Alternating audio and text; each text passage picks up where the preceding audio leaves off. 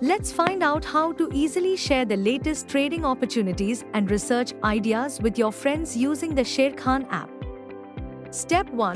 Log into your Sharekhan app with your credentials. Once logged in, select Research from the main menu. Step 2. On the Research page, choose between Equity, Commodity, or Derivatives sections. Click on any open call that interests you. Step 3. After selecting an open call, tap on the Share option from the list of actions. Step 4. An image template with a QR code will be generated for the call.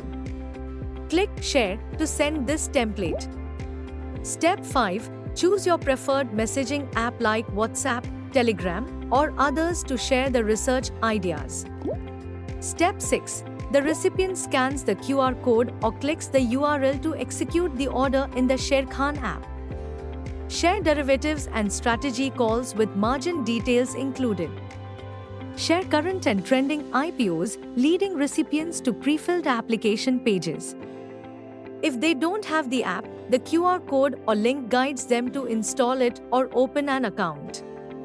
By following these easy steps, you can share the latest trading opportunities and investment ideas with your friends seamlessly. Thank you for choosing Sharekhan.